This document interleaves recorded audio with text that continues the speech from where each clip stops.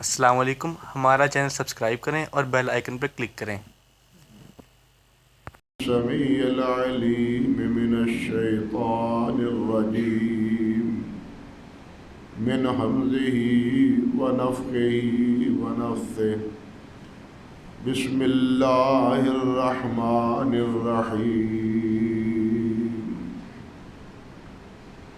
الله نزل أحسن الحديث كتابا متشابها مثاني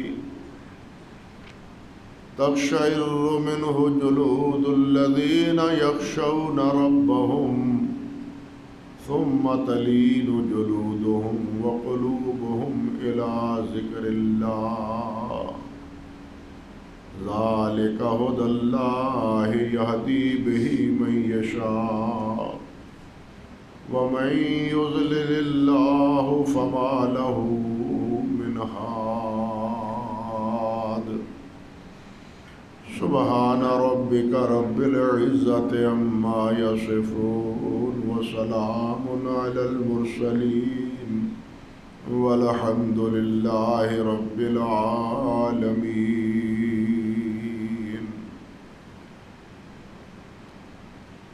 محترم معزز سامعین کرام، عزت مآب میری بہنوں بیٹیوں، اس آیت مبارکہ کے حوالے سے پہلے 2-3 خطبوں میں کچھ ضروری باتیں آپ کے گوش گزار کر چکا ہوں۔ اس کی ابتدا میں اللہ سبحانہ و تعالیٰ نے ارشاد فرمایا ہے کہ میں نے بہترین کتاب، بہترین کلام نازل کیا ہے۔ اس کلام سے اور اس کتاب سے مراد یہ قرآن مجید فرقان حمید ہے۔ یہ احسن بہترین کن معنوں میں ہے، اس کے بارے میں بتلا چکا ہوں کہ ایک تو یہ کہ یہ اللہ کا کلام ظاہر ہے کہ خالق جس طرح اپنی ذات میں لیس کمثلہ شیء ہے، اسی طرح اپنی صفات میں بھی بے مثال ہے، اس کی کوئی مثال نہیں۔ اور انہی صفات میں یعنی اللہ ذوالجلال کی صفات ہیں، اللہ دیکھتے ہیں، اللہ سنتے ہیں، اللہ ذوالجلال بولتے ہیں۔ یہ جو اللہ ذوالجلال کی صفات ہیں، ہم ان پر اسی طرح ایمان لاتے ہیں، لیکن ہمارے دیکھنے میں اور ہمارے سننے میں اللہ سبحانہ و تعالیٰ کے سننے کے ساتھ کوئی نسبت نہیں۔ اللہ ذوالجلال کے لیے کوئی دور نہیں، کوئی دور نہیں، ہر چیز اس کے سامنے عیاں ہے۔ جس طرح ہماری ہتھیلی ہے، بالکل اسی طرح اللہ ذوالجلال کے سامنے ہر چیز عیاں ہے، اور ہر مخلوق کی سنتے ہیں۔ عرش پر ہونے کے باوجود ہر ایک کی سنتے ہیں۔ وہ اونچی پکارے اللہ تعالیٰ کو یا آہستہ آہستہ اللہ ذوالجلال والاکرام کو پکارے، اللہ ذوالجلال اس کی ہوئی بات کو سنتے ہیں۔ سنتے ہم بھی ہیں، لیکن ہمارے اور اللہ رب العزت کے سننے میں اسی طرح فرق ہے جس طرح اللہ وحدہ لا شریک بے مثل ہے، اس کی طرح ہمارا سننا وہ نہیں ہے، اللہ کا سننا بھی بے مثل۔ تو کلام الہی قرآن مجید، اس کی کوئی مثل نہیں، بلکہ قرآن مجید نے چیلنج بھی کیا کہ سارے جن، سارے انسان مل کے یہ قرآن مجید بنا کے لاؤ۔ اللہ ذوالجلال نے فرمایا تم یہ نہیں کر سکو گے۔ قرآن کی یہ خبر ہے، یعنی اللہ ذوالجلال کی طرف سے یہ اعلان ہے، صاف اللہ رب العزت نے یہ بات ارشاد فرمائی ہے کہ تم سب کے سب جن و انس مل کے اس کے مقابلے میں لے بھی آؤ، کوئی کوشش کر دیکھو۔ فرمایا لا یاتون بمثلہ ولو کان بعضهم لبعض ظہیرا، قرآن مجید کی مثل نہیں لا سکتے اگرچہ یہ ایک دوسرے کے معاون اور مددگار۔ اس حوالے سے پہلے کافی گفتگو ہو چکی۔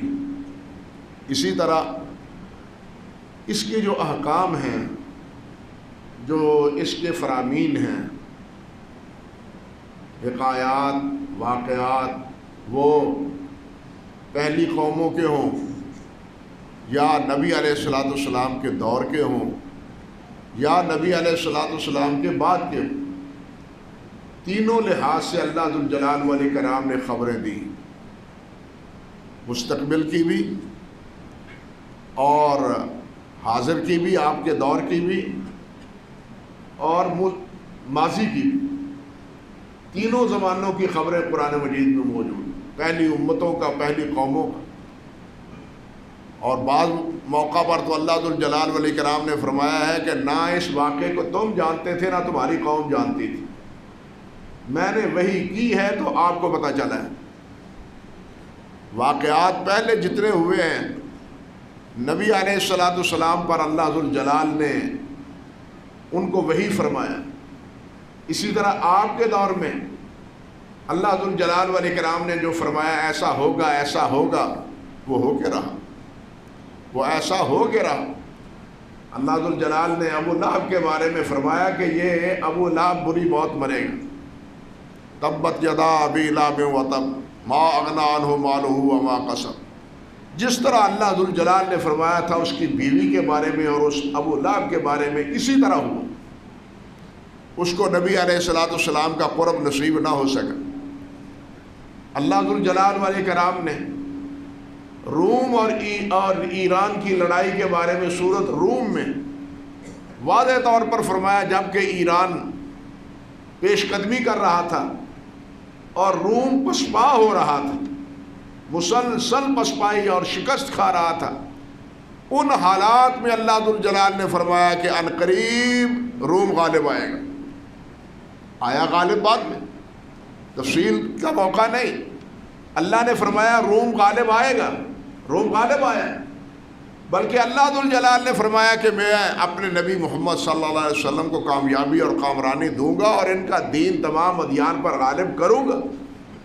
اسی طرح ہوا، یعنی موجودہ آپ کے دور کے بارے میں جو پیشین گوئیاں تھیں وہ بھی قرآن مجید میں وہ بھی پوری ہوئی، اور مستقبل کے بارے میں جو کچھ فرمایا ہے وہ بھی پوری ہوئی اور ہو رہی ہے اور ہوتی رہے۔ تو یہ اخبار بھی جو اللہ تعالیٰ نے خبریں دی ہیں یہ سچی، اس کے احکام بھی سچے، اس کے فرامین بھی سچے۔ اللہ ذوالجلال والاکرام نے ارشاد فرمایا تمت کلمۃ ربک صدقا وعدلا، تیرے رب کا کلام، تیرے رب کے کلمات صدق والے، سچائی والے اور انصاف والے مکمل ہو گئے۔ اللہ کے کلمات کا مطلب کہاں ہے؟ اللہ کے احکام جو بنی نوع انسان کو اللہ ذوالجلال نے دینے تھے وہ نبی علیہ الصلوۃ والسلام کے ذریعے اللہ ذوالجلال نے مکمل فرما دی۔ جس طرح دوسرے مقام پہ اللہ تعالیٰ نے فرمایا اور آپ نے حجۃ الوداع کے موقع پر اس کا اعلان فرمایا کہ الیوم اکملت لکم دینکم واتممت علیکم نعمتی ورضیت لکم الاسلام دینا، کہ میں نے تمہارے اوپر اپنی نعمت مکمل کر دی۔ اتممت علیکم نعمتی ورضیت لکم الاسلام دینا، اور تمہارے لیے اسلام کو دین وہ پسند کی کہ تم اسلام کی پابندی کرو۔ یہاں یہ بات سمجھنے والی ہے کہ یہ اسلام اور مسلمان کی اصطلاح یہ اس امت کا اب خاصہ ہے۔ اگرچہ پہلے انبیاء بھی اسلام ہی کی دعوت دیتے تھے۔ اسلام کے معنی کیا ہے پہلے یہ ہمیں سمجھنا چاہیے، پھر اپنے آپ کا جائزہ لینا چاہیے کہ اسلام جس کی ترغیب دی ہے، دعوت دی ہے اور کہا کہ میں نے اسلام کو مکمل کر دیا ہے، یہ اسلام کیا ہے، اسلم کیا ہے؟ یہ ہے اپنے آپ کو اللہ کی سپردگی میں دے دینا، اپنی جان کو، اپنے مال کو، اپنے اولاد کو، اپنے اوقات کو وہ اللہ کے سپرد. میرا وقت اللہ کے لیے، میرے معاملات اللہ کے لیے، میری عبادات اللہ کے لیے، یعنی تمام معاملات کو اللہ کے سپرد کر دینا، یہ اسلام. اپنے آپ کے، اپنے نفس کے سپرد کرنا یہ نہیں، نفس کے سپرد نہیں کرنا، اپنے مرضی کے مطابق نہیں کر چلنا، اپنی چاہتوں اور اپنی خواہشوں کے مطابق وقت نہیں بھی گزارنا، بلکہ اللہ کی چاہتوں اور اللہ کی مرضی کے مطابق وقت گزارنا. عبادت ہے اللہ کی، بندگی ہے اللہ کی، زندگی دی ہوئی ہے اللہ کی، لہذا یہ زندگی بھی اللہ کے لیے صرف ہو. یہ ہے اسلام، یہ ہے دین اور یہ ہے اسلام. اللہ ذوالجلال والاکرام نے فرمایا وَأَتْمَمْتُ عَلَيْكُمْ نِعْمَتِي وَرَضِيتُ لَكُمُ الْإِسْلَامَ دِينًا. میں اس اسلام پر راضی ہوں، یہ تمہارا دین ہے جو میں نے محمد صلی اللہ علیہ وسلم پر نازل کی ہے. اور خبردار بھی اللہ ذوالجلال نے فرما دیا کہ وَمَن يَبْتَغِ غَيْرَ الْإِسْلَامِ دِينًا فَلَن يُقْبَلَ مِنْهُ. جو انسان اسلام کے علاوہ کوئی اور طریقہ، کوئی اور نظام حیات، کوئی اور ضابطہ اور قاعدہ اس کو زندگی گزارنے کے لیے اختیار کرتا ہے، فرمایا ہم قبول نہیں کریں گے. صرف اسلام ہے جو اس کے مطابق زندگی گزارے گا تو ہم اس کو قبول کریں گے، اس کی بات کو اہمیت دیں گے. لیکن جو اسلام کے علاوہ جتنے ازم ہیں، اب گویا نہ یہودیت ازم ہے، نہ نصرانیت ازم ہے، نہ جمہوریت ازم ہے، اور نہ ہی بادشاہت ازم ہے. اب ازم کیا ہے؟ اسلام. اسلام جس طرح کہتا ہے، اگر بادشاہت وہی اسلام نافذ کرتی ہے تو یہ بادشاہت قبول ہے. اگر جمہوریت یہی اسلام نافذ کرتی ہے تو اس کو قبول کیا جا سکتا ہے. لیکن جو جمہوریت اور جو بادشاہت اسلام سے بغاوت کرے، اسلام کے خلاف قانون سازی کرے، وہ ہماری پارلیمنٹ کرے یا بادشاہ کرے، دونوں صورتیں ہیں نا، بادشاہ کرے یا پارلیمنٹ کرے. ہماری پارلیمنٹ نے کیا اسلام کے خلاف قوانین اور ضوابط جو ہے وہ قبول نہیں کیے، ان کو مانا نہیں، ہاتھ کھڑے کر کے اس پر ڈمی نہیں لگائی، انگوٹھے نہیں لگائے. اللہ تعالیٰ کو یہ قبول نہیں ہے. اللہ فرماتے ہیں وَمَن يَبْتَغِ غَيْرَ الْإِسْلَامِ دِينًا فَلَن يُقْبَلَ مِنْهُ. یہ اسلام اور یہ مسلمان، ہماری پہچان مسلمان ہے، ہماری پہچان مسلمان ہے.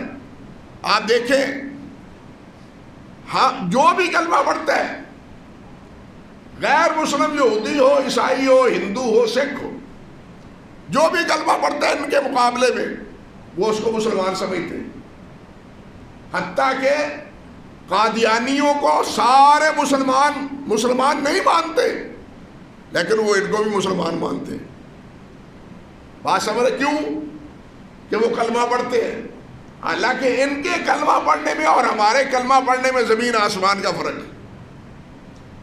فرق یہ ہے، ہم کلمہ پڑھتے ہیں لا الہ الا اللہ محمد رسول اللہ، وہ کہتے ہیں محمد سے مراد غلام احمد ہے، معاذ اللہ ثم استغفر اللہ. ہمیں نئے کلمے کی ضرورت نہیں، یہاں محمد سے مراد غلام احمد ہے. وہ یہ حلہ سرائی کرتے ہیں اور اسی کلمہ پڑھنے سے پوری دنیا کو دھوکہ دیتے ہیں. ہم بھی کلمہ پڑھتے ہیں، قرآن کو ہم مانتے ہیں، بیت اللہ کی طرف منہ کر کے ہم نماز پڑھتے ہیں، ہم مسلمان ہیں. جتنے غیر مسلم ہیں ان کو مسلمان مانتے ہیں.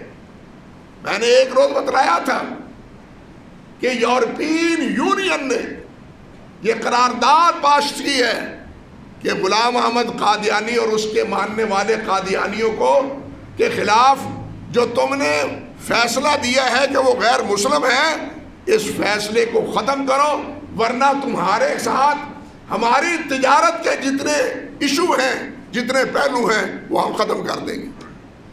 یہ ان کا مطالبہ ہے، یہ ان کا مطالبہ ہے. اب ہمیں کیا کرنا ہے؟ ہمارے ایمان کا امتحان ہے.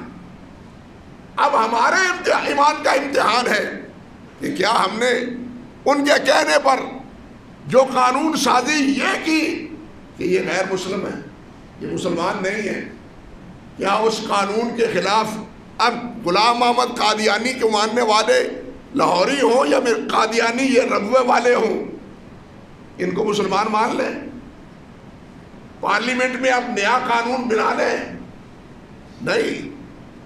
لیکن میں جو عرض کر رہا تھا وہ یہ کہ کلمہ کی بنیاد پر غیر مسلم وہ ان کو مسلمان سمجھتے ہیں، حتیٰ کہ بہائی ہیں، رافضی ہیں، اسماعیلی ہیں. آپ کو ان کے عقائد کا شعور نہیں ہے. نہ میں عقائد کے نقطہ نظر سے آپ کے اذہان کو پریشان کرنا چاہتا ہوں. آپ دیکھیں کلمہ یہ بھی یہی پڑھتے ہیں، کلمہ یہ بھی لا الہ الا اللہ محمد رسول اللہ پڑھتے ہیں، لیکن حقیقت یہ ہے کہ ان کے کلمے کا کوئی اعتبار نہیں، ان کے کلمے کی کوئی حقیقت نہیں. وہ اسماعیلی ہو جن کو بورے بھی کہتے ہیں، باطنی بھی کہتے ہیں، اور خواہ وہ بہائی ہوں جو بہاءاللہ کو نبی مانتے ہیں، یا اسی طرح رافضی ہوں. آپ سنتے ہیں کہ رافضیوں کے ہاں کلمہ کیا ہے؟ لا الہ الا اللہ محمد رسول اللہ، علی ولی اللہ، وسیع رسول اللہ، وخلیفتہ بلا فصل. اسماعیلیوں کا کلمہ کیا ہے؟ وہ پڑھتے ہیں لا الہ الا اللہ محمد رسول اللہ، اور کیا کہتے ہیں؟ لا الہ الا اللہ محمد رسول اللہ پڑھتے ہیں یہ، لیکن وہ کہتے ہیں کہ ہمارے امام ان میں اللہ ذوالجلال حلول کرتا ہے اور اللہ ذوالجلال کے احکام ان پر نازل ہوتے ہیں. جو وہ کہیں ہمارے امام جو اس وقت آغا خان ہے، ہم اس کی پر مانیں گے، کسی اور کی بات کو ماننا ہمارے مذہب کے خلاف. یہی کیفیت بھائیوں کی. اب آپ فیصلہ کریں کہ غیر مسلم وہ ان کو مسلمان سمجھتے ہیں کس بنیاد پر؟ کلمے کی بنیاد. حالانکہ ان کا کلمہ وہ نہیں جو نبی کریم صلی اللہ علیہ وسلم صحابہ کرام کو پڑھاتے تھے. ہم نے بہت کچھ بدل دیا، ہم نے بہت کچھ تبدیلیاں کر دی، آذان میں تبدیلی کر دی، نمازوں کا حلیہ بگاڑ دیا، زکوٰۃ کے بارے میں ہمارا مسئلہ جو ہے نا وہ صحیح نہ رہا، حج بھی ہمارا بیت اللہ کے علاوہ دوسرے درباروں پہ ہونے لگا. بتلائیے ہماری کیا کیفیت؟ کیسا مسلمان ہے؟ کیا یہاں یہ نہیں کہا جاتا کہ امیر آدمی پیسے والوں کا حج وہاں ہوتا ہے اور جو غریب ہے ان کا حج کہاں ہوتا ہے؟ اور ان کا حج ہوتا ہے سیون شریف. وہ غریبوں کا حج یہاں ہوتا ہے. بلکہ ایک دور میں الواری میں باقاعدہ وہاں بیت اللہ بنا دیا گیا، معاذ اللہ ثم استغفر. آپ کے اس ملک میں، پاکستان میں، یہ تو علماء کی قربانیاں ہیں جنہوں نے اس فتنے کی سرکوبی کی اور اس کو ختم کیا. کہنے کا مقصد یہ تھا کہ یہ سب مسلمان ہیں کافروں کے مقابلے میں. ہماری پہچان مسلمان ہے، اگرچہ مسلمانوں میں وہ بھی ہیں، یعنی مسلمان کہلانے والوں میں وہ بھی ہیں جن کا اسلام کے ساتھ کوئی تعلق، ان کی تعلیمات جدا، ان کی اطاعت کے مراکز جدا.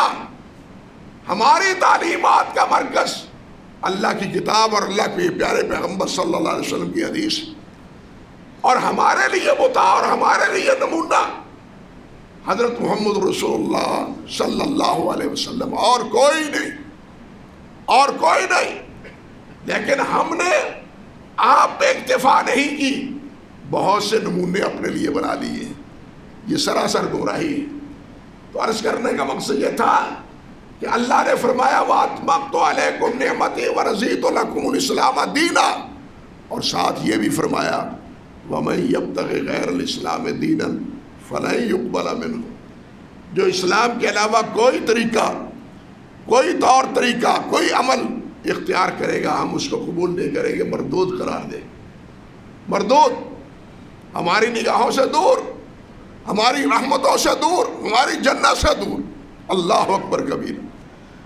جنت کے حصول کا ذریعہ ایک ہے، اللہ ذوالجلال والاکرام کے اس مادم سے اس باغیچے میں، باغ میں جانے کا ایک ہی ذریعہ، اور وہ ذریعہ حضرت محمد رسول اللہ صلی اللہ علیہ وسلم۔ یہ قرآن مجید میں نے بھی کہا، اور اللہ ذوالجلال والاکرام کے پیارے پیغمبر صلی اللہ علیہ وسلم نے بھی فرمایا۔ اب دیکھیے اس کے مقابلے میں یہود کیا کہتے تھے، وہ یہودی اپنے آپ کو کہتے ہیں، اب بھی اس وقت بھی اللہ ذوالجلال فرماتے ہیں وَقَالُوا لَن يَدْخُلِ الْجَنَّةَ إِلَّا مَنْ كَانَ هُودًا أَوْ نَصَارَىٰ، کوئی جنت میں نہیں جائے گا جب تک کوئی یہودی نہ بنے یا عیسائی نہ بنے۔ ایک جگہ اللہ فرماتے ہیں وَقَالُوا كُونُوا هُودًا أَوْ نَصَارَىٰ تَهْتَدُوا، کہتے ہیں یہودی بن جاؤ، عیسائی بن جاؤ، ہدایت پانا چاہتے ہو تو یہودی بنو، اسلام میں کوئی ہدایت نہیں۔ یہ سورۃ بقرہ میں پہلے پارے میں اللہ نے ان کی بات نقل کی ہے۔ وقالو، اور کہتے کیا ہے، کونوا ہودن او نصارا تہتدوا۔ اللہ اکبر کبیرہ۔ حضرت عبداللہ بن عباس فرماتے ہیں رضی اللہ تعالیٰ عنہ کہ مدینہ طیبہ میں عبداللہ بن سوریہ یہودیوں کا بڑا مولوی تھا، وہ نبی علیہ السلام کی خدمت میں حاضر ہوا اور آ کے عرض کرنے لگا حضور میں ایک بات کہنی چاہتا ہوں، آپ دعوت دیتے ہیں، اپنے دین کی دعوت دیتے ہیں، لیکن ہم یہ سمجھتے ہیں کہ جب تک کوئی یہودی نہ ہو اللہ کے ہاں اس کی نجات نہیں ہے، لہذا آپ اپنی بات چھوڑیں، ہماری بات مانیں۔ اور اسی پس منظر میں اللہ ذوالجلال نے فرمایا وَقَالُوا كُونُوا هُودًا أَوْ نَصَارَىٰ تَهْتَدُوا، کہتے ہیں یہودی بن جاؤ، ہدایت چاہتے ہو تو یہودی بن جاؤ، ہدایت چاہتے ہو تو عیسائی بن جاؤ، لیکن اللہ ذوالجلال نے فرمایا جو بھی بنو میں قبول نہیں کروں گا۔ اپنے حبیب کے بھیجنے کے بعد، محمد رسول اللہ صلی اللہ علیہ وسلم کی تشریف آوری کے بعد اب نہ موسیٰ علیہ السلام کی تابعداری ہے نہ عیسیٰ علیہ السلام کی تابعداری۔ اب تابعداری کس کی ہے؟ حضرت محمد رسول اللہ صلی اللہ علیہ وسلم۔ اور یہاں یہ دیکھیے سورت اللہ اکبر، ایک جگہ اللہ ذوالجلال والاکرام فرماتے ہیں هُوَ اجْتَبَاكُمْ، اللہ نے تم کو چنا ہے، اور اس کے سب سے پہلے مخاطب کون ہے؟ حضرات صحابہ کرام رضوان اللہ علیہ۔ اللہ فرماتے ہیں هُوَ اجْتَبَاكُمْ، اللہ نے تمہیں چنا ہے، وَمَا جَعَلَ عَلَيْكُمْ فِي الدِّينِ مِنْ حَرَجٍ، اللہ نے تمہارے دین میں کوئی تنگی نہیں رکھی۔ الدین یسر، دین آسان ہے۔ ملت ابیکم ابراہیم، یہ تمہارے باپ ابراہیم کی ملت ہے۔ یہ سورت مکی ہے، یہ سورت مکی ہے، اس کے مخاطب صحابہ بھی ہیں اور اس کے مخاطب مشرکین مکہ بھی ہیں جو اپنے آپ کو ابراہیمی کہتے تھے، ابراہیم کی ملت کی پیروی کا دعویٰ کرتے تھے، حتیٰ کہ حضرت ابراہیم اور اسماعیل علیہ السلام کی بت بنا کے، تصویریں بنا کے بیت اللہ کے اندر اویزہ کی ہوئی تھی انہوں نے، اسی نسبت کی وجہ سے۔ یہ تو اللہ ذوالجلال والاکرام کے پیارے پیغمبر علیہ السلام نے حجۃ الوداع کے موقع پر ان کو ختم کروایا۔ جہاں دوسرے معبود تھے حرم میں ان کو ختم کیا، اس کی طرف اشارہ کرتے جاء الحق وزهق الباطل، گر جاتا بیت اللہ کے اندر، صفا مروا کے اندر، بس اس طرح کرتے اشارہ وہ گر جاتا۔ اللہ اکبر کبیرہ۔ اور فرمایا کہ ان لوگوں نے ہمارے شیخ کہا ابراہیم علیہ السلام کو، ہمارے شیخ کی بھی پوجا کی جو ساری عمر غیر اللہ کی پوجا سے روکتے رہے، ان کی بھی پرست شروع کر دی۔ تو اللہ فرماتے ہیں ملت ابیکم ابراہیم، مکے والوں، اور یہ تمہارے باپ ابراہیم کی ملت ہے۔ محمد صلی اللہ علیہ وسلم جو دعوت دے رہے ہیں یہ کوئی نئی نہیں، بلکہ یہ وہی دعوت ہے جو ابراہیم علیہ السلام نے دی تھی۔ ملت ابیکم ابراہیم، فرماتے ہیں ہوا سماکم المسلمین، اسی اللہ نے تمہارا نام مسلم رکھا ہے۔ اب ہماری پہچان کیا ہے؟ مسلمان۔ ہماری پہچان کیا ہے؟ محمد صلی اللہ علیہ وسلم۔ ہم ہیں محمدی، ہم ہیں مسلم۔ دوسروں کی پہچان دوسرے انبیاء کے ناطے سے ہے، لیکن ہمارا سب کچھ آبروئے معاذ نام مصطفیٰ است۔ اقبال نے جس طرح کہا ہے نا، آبروئے معاذ نام مصطفیٰ است۔ ہمارے کھاتے میں اگر کچھ پڑتا ہے تو اسی وجہ سے کہ ہم محمد رسول اللہ صلی اللہ علیہ وسلم کے پیروکار ہیں، آپ کو ماننے والے ہیں، آپ کا کلمہ پڑھتے ہیں۔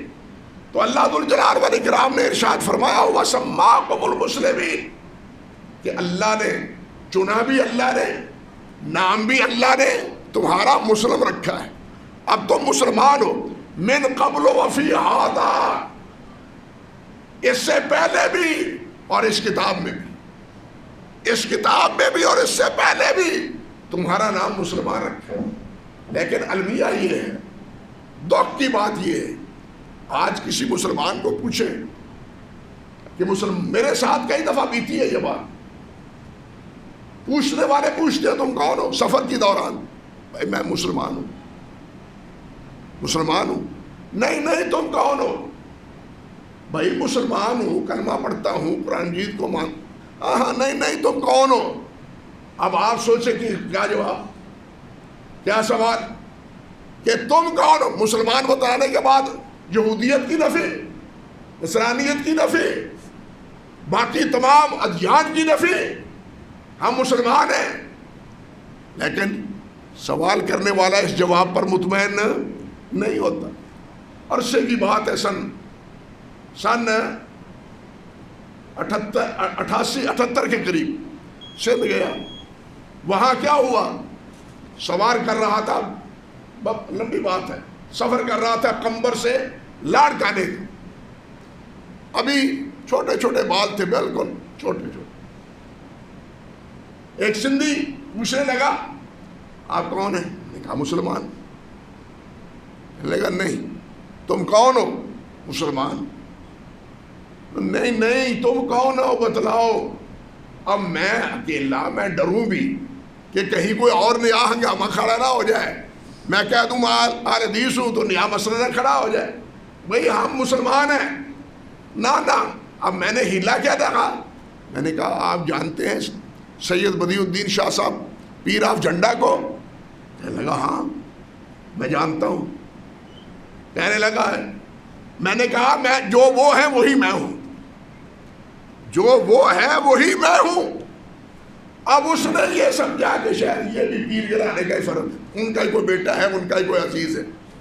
وہ اپنی سیٹ سے اٹھا اور ہاتھ جوڑ کے کہنے لگا سائیں مانجو کن دعا کیجیو، سندھی میں، سائیں مانجو کن میرے لیے دعا کیجیو۔ میں نے کہا یہ پھر بھڑکا ہوا ہے، یہ مجھے سید سمجھ رہا ہے، کیونکہ وہ وہاں کہتے ہیں سید کی سین کو بھی سلام ہے۔ میں نے جب پیر آپ جھنڈا کا نام لیا تو جناب وہ سرنگو ہوا، یعنی یہ ہماری کیفیت۔ میرے بھائیو ہماری پہچان کیا ہے؟ ہماری پہچان ہے مسلمان، اور یہ غیروں کے مقابلے میں ہماری اصطلاح مسلمان کی ہے۔ آپ دیکھیں نبی علیہ السلام نے فرمایا، ذرا ایک حدیث سنیے، حضرت حارث اشعری رضی اللہ تعالیٰ عنہ بیان کرتے، جامع ترمذی کی روایت ہے، نبی علیہ السلام نے فرمایا من ادعا دعوی الجاہلیہ فہو جزا جہنم۔ اللہ اکبر کبیرہ، فرمایا جو جاہلیت کی دعوت دیتا ہے وہ جہنم کی ڈھیری ہے۔ جو جاہلیت کی دعوت دیتا ہے، جاہلیت کے دور میں جس طرح باتیں ہوتی تھی وہ کرتا ہے. فرمایا وہ جہنم کی ڈھیری ہے. اللہ، یہ دعویٰ جاہلیہ کیا ہے؟ ذرا غور کیجیے. سب سے بڑا دعویٰ جاہلیہ کیا ہے؟ اللہ کے ساتھ کسی کو شریک بنانا. یہ جہالت تھی، یہ جہالت تھی. اللہ کے ساتھ کسی کو شریک بنانا یہ دعویٰ جاہلیت ہے.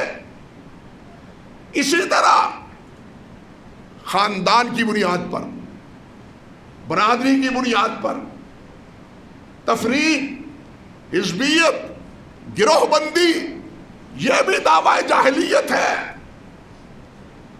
حدیث میں آتا ہے غزوہ بنی المصطلق کے موقع پر 2 ہنگامے ہوئے تھے، 2 واقعے ہوئے تھے. موضوع سے متعلقہ ایک بات کا عرض کرتا ہوں. پانی لینے میں حضرت عمر فاروق رضی اللہ تعالیٰ عنہ کے غلام کے پانی لینے میں اختلاف ہو گیا. دوسرا اختلاف کرنے والا کون تھا؟ انصاری. اور مدینہ طیبہ کا صحابی. اختلاف بڑا. عبداللہ بن ابی کو موقع مل گیا، اس نے اپنی شیطنت شروع کر دی. اب یہاں کیا ہوا؟ وہ جو غلام تھا اس نے اور انصار نے کہا یا للمہاجرین یا للمہاجرین یا للانصار یا انصار. او انصاریوں، او صحابہ کی نبی کی مدد کرنے والے مدینے والوں، اور یہ کیا ہے اے مہاجروں. نبی علیہ السلام تک بات پہنچی. اب آپ نے کیا فرمایا؟ اللہ، کیا فرمایا؟ دعویٰ جاہلیہ وانا بین اظہرکم. اور میرے جیتے جی جاہلیت کی باتیں کرتے ہو.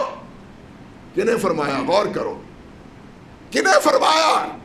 مہاجرین کو، انصار کو. مہاجرین اور انصار سے بڑھ کے کوئی نسبت نہیں. جا بجا قرآن مجید میں ان کو اللہ نے جنتی قرار دیا ہے، مہاجرین اور انصار کو. لیکن مہاجر ہونے کے ناطے، انصار ہونے کے ناطے جب حزبیت کا ٹکراؤ ہونے لگا تو نبی علیہ السلام نے کیا فرمایا؟ یہ طریقہ جاہلیت ہے، یہ طریقہ جاہلیت ہے. آپ مجھے بتلائیں، ہم ہیں سارے مسلمان، لیکن کیا یہ برادری ازم پر یہی حزبیت ہمارے اندر موجود ہے یا نہیں؟ یہ جاہلیت کا عمل موجود ہے یا نہیں؟ یہ کون ہے؟ یہ عرب لیگ ہے. یہ کیا ہے؟ یورپین لیگ ہے. اور عرب لیگ نے مسلم لیگ بناؤ، عرب لیگ نہیں. یہاں آپ کے پاکستان میں مہاجروں میں کراچی میں اور سندھ میں کیا چاند چڑھائے ہیں؟ آپ اس سے آگاہ ہیں، آپ اس سے باخبر ہیں. عرض کرنے کا مقصد یہ تھا. اسی طرح بلوچی ہیں، اسی طرح پشتون ہیں، اسی طرح پنجابی ہیں. اس بنیاد پر اس ملک کو اگر آپ اس میں ان بنیادوں پر اٹھائیں گے تو یہ ملک کبھی بھی یکجہتی پر برقرار نہیں رہ سکے گا. بلوچستان بلوچی، سرحد جو پہلے تھا یہ کیا ہے؟ پشتون. سندھ سندھی، پنجاب پنجابی، پنجاب پنجابیوں کا نہیں. سارا ملک مسلمانوں کا. سارا ملک کس کا ہے؟ مسلمانوں کا. یہ دعویٰ جاہلیت کی بنیاد پہ بٹوارے، تقسیم در تقسیم. نبی علیہ السلام نے اس کو قبول نہیں کیا. جب یہ کیفیت اس دور میں تھی تو آج کے دور میں عرب لیگ بنا بھی لی جائے تو اس کا نتیجہ کیا نکلا ہے؟ وہ اسرائیل سے ڈرتے ہیں، ان سے خوف زدہ ہوتے ہیں.